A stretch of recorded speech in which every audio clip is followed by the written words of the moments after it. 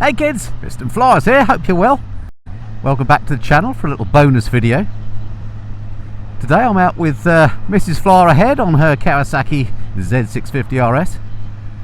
And I'm out on the Honda Hornet, the SP version, which I've got on a press loan, 2-week press loan from Honda at the moment.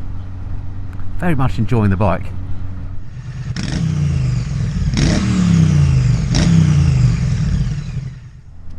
So welcome on the bikes, folks.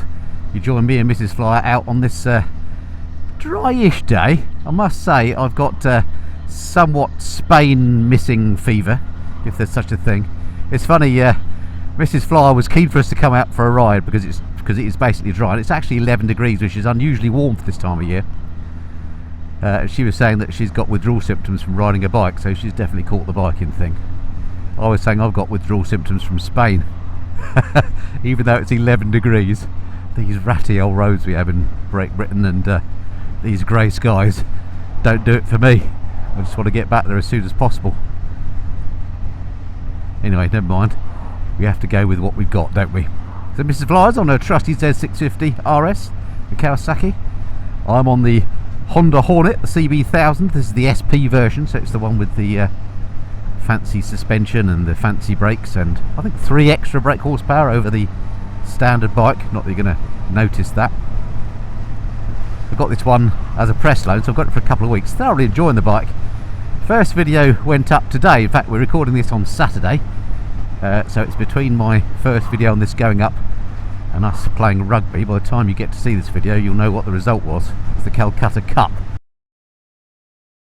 which is always a big one, because that's basically, if you're not a rugby fan, that's England playing Scotland in the Six Nations. And you know, we can't have Scotland beat us at rugby, and unfortunately I think they've beat us in the last 5 Calcutta Cups, as the match is called. So hoping for a win today, but I'm not counting my chickens. Very busy out on the roads, but as I say, it's a Saturday. Not quite sure what we're going to be doing. Just a little ride out locally. Maybe we'll visit a cafe somewhere. But really it's just an excuse for Mrs. Flyer to get a little fill of biking while it's dryish, and me to get another go on the Hornet, which I'm really enjoying riding. Thanks for all the comments and feedback on the first video I put out. As I say, it was published this morning when I'm filming this.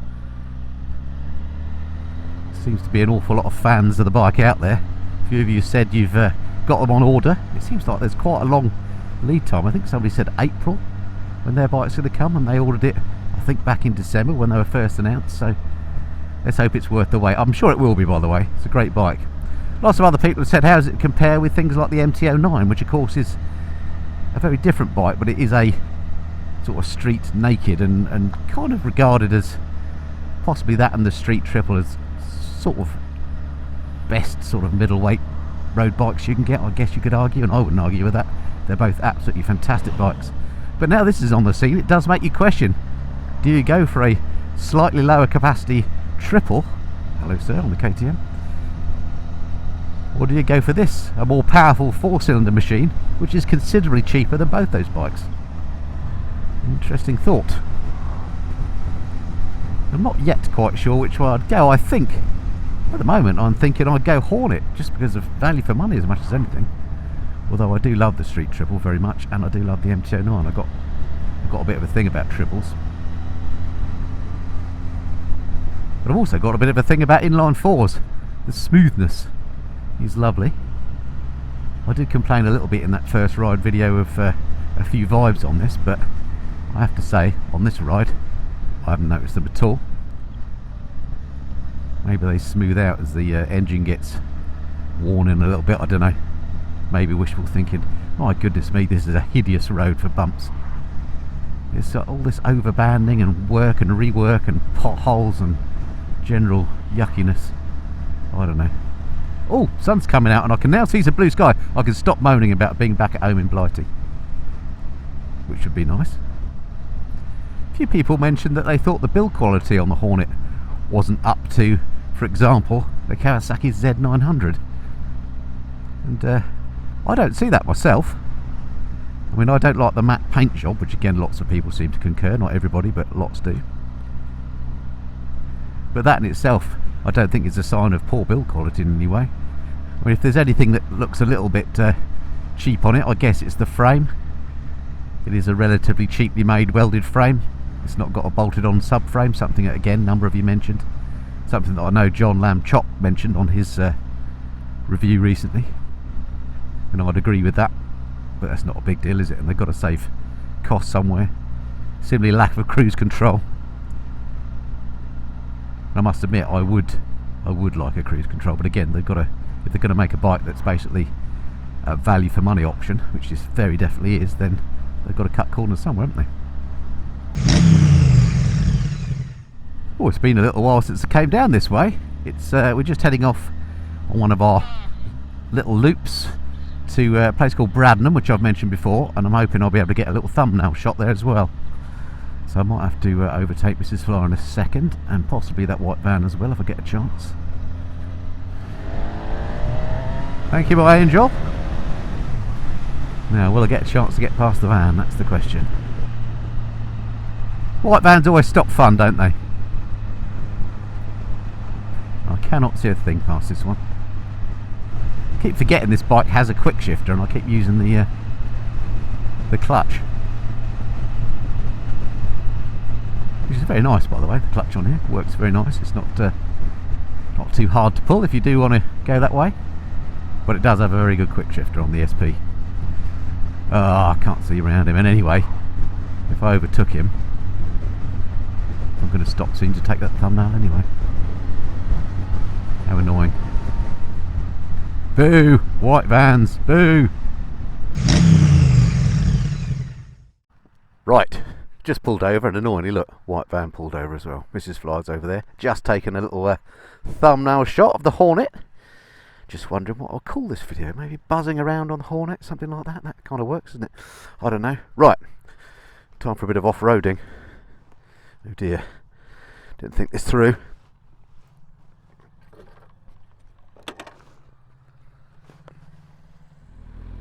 Right, successfully navigated the mud. Ooh, check out this Triumph about to come past. TR6 is that? Car fans might know. Lovely colour. Beautiful.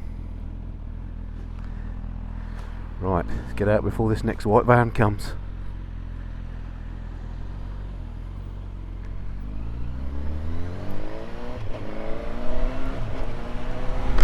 Got to catch up with Mrs. Fly now, who's left me for dust.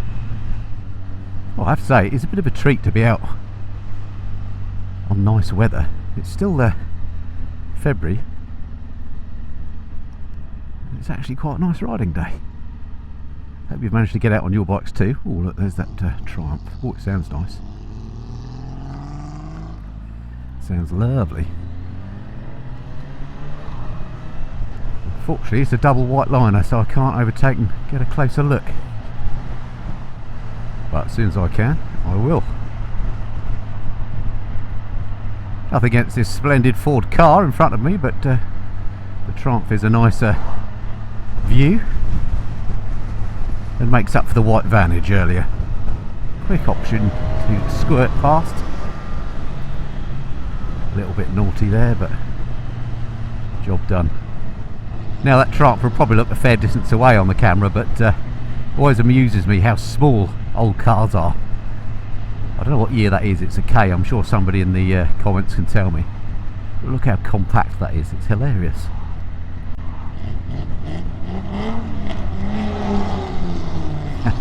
Just giving it the beans. I love it. Oh, I have to say, it smells great. Nice job, sir. Sadly, I've lost the Triumph as I turned at the roundabout, but never mind. It's coming into the lovely old town of West Wickham now. This is West Wickham Park on my left here, and you can see there's these pink signs up here, look, that shows that they're doing some TV or film recording. See that quite a lot around here. It's got a picture of a dog on it, so I don't know what that means. There we go. Right, we're going to get onto a slightly faster bit of road up here, and somebody else said on the comments on that last video I never wound it up, so slightly faster road here, we can do that. Oh, there's all the film kit, look at that, quite a big production going on. they're up to. They're making a big film next door to us at the moment, actually. It's called, I can't remember what it's called. I'll put it on the screen. It's obviously a big production. It's got Helen Mirren in it, and they've taken over basically all the houses around us, including a big field and the local school for all the production kit. And we're basically the only house that hasn't been offered large sums of money for vans and stuff to be parked on the driveway. It's slightly annoying, because it would be nice to do that.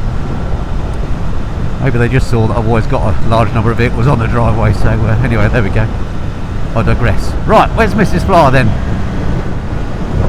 This is where I could do with some heated grips on the bike. I didn't bring out my heated gloves today. Aha, I can see her up ahead. Excellent.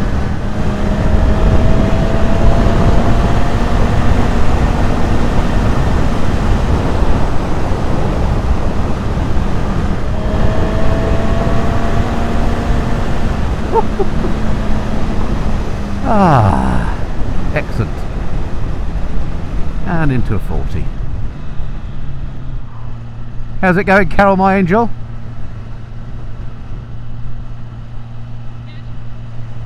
She tells me she's good.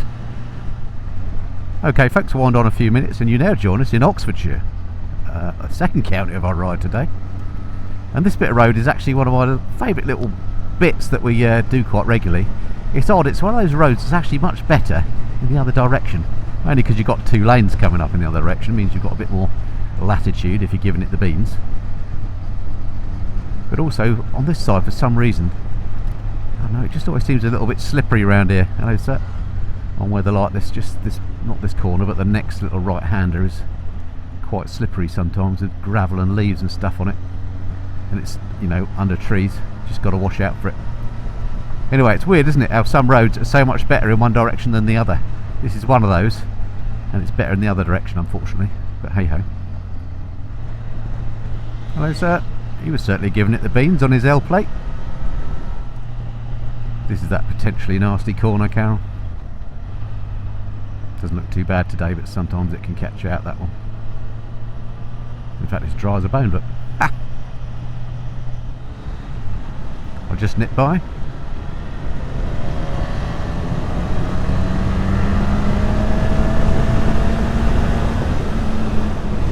Yeah, it's very good, this Hornet. Like it a lot. If you put an order in for one of these, you ain't going to be disappointed. There's very little not to like about it. Quick fuel stop for Mrs. Fly before we do another of my favourite little stretches of road around here. Lovely and easy to find neutral on this. This is what I like about it as well. Many things to like about this bike, including the looks of it. Nice. Right, we're just in a national speed limit area again, which is great because we're about to turn off towards Tame on what is one of my... Oh, in fact, this is it. Oop, nearly overshot. Blimey. A little bit overzealous there, Andy. Right, here we go. Now, if you get this road right, and there's no traffic on it, it could be an absolute corker.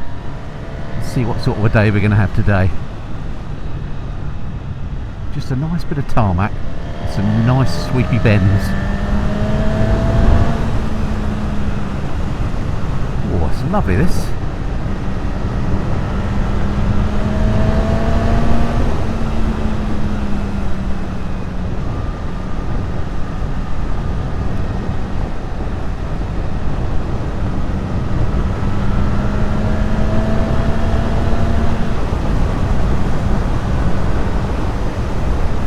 Treat to get it traffic free. Right, let's just come round a little bit slower here because it's this one up here tightens a bit on you, and there's a little bit of gravel in the middle of the road just to add to the fun.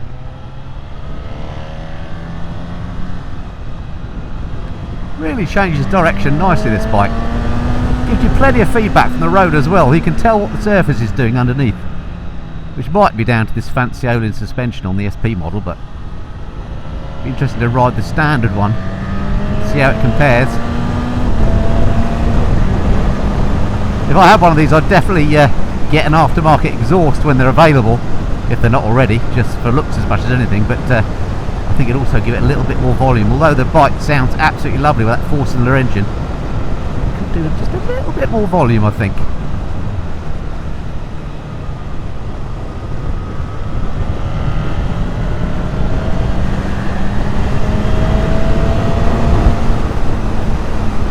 Very nice. Alright, I'm going to enjoy the bike a bit more, and I shall meet up with Mrs. Flower again. I think it's time for a coffee. And here comes Mrs. Flower now, taking that corner with ease and grace. Look at that, splendid. Right, let's catch her.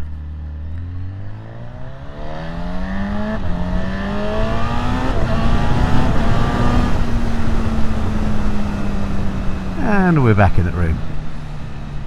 Another bike there, what's that? Royal Enfield in Baker Express. Good choice, sir.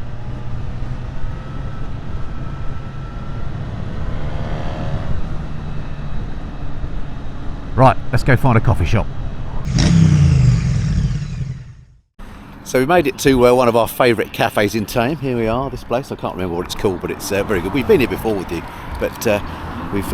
what's it called? Oh, Monkey Puzzle, Carol reckons. Anyway, the reason I turned the camera on because one of my favourite cars is popped over here. Look at that. A convertible Jaguar F-Type. Not sure about the red roof though. Oh, and an Aston Martin goes by. Good timing. Designed by the same fellow, I believe. Anyway, he's obviously got excellent penning skills. Anyway, how did you find that ride, Carol? Yeah, it's nice to be back on the bike. I'd never thought I would say that. The worm has almost turned. And there was something special about that ride, wasn't there? Yeah, it's the first ride I've done in the UK this year, actually. Yeah, wild. So it's great because the sun has been out. There is blue sky. You can see catkins. The snowdrops are out. Spring is coming. It's what more do you need? Here. Not a lot, actually. I'm coffee and a scone. Pleased. Coffee and a scone, will that do? Yes. Great, right, let's go and find one then. Very nice cream scone there, which is something that I do appreciate about riding in the UK, and get yourself a clotted cream scone. Very nice indeed. Anyway, weather's starting to close in a bit. We've got a bit of a hurry back to get home in time to watch the rugby. Let's hope the result's all right. And yeah, speak to you again soon. Just a little bonus video. Hope you enjoyed that, and look forward to speaking to you again soon. Until then, this has been the Missing and Flyers. Cheerio.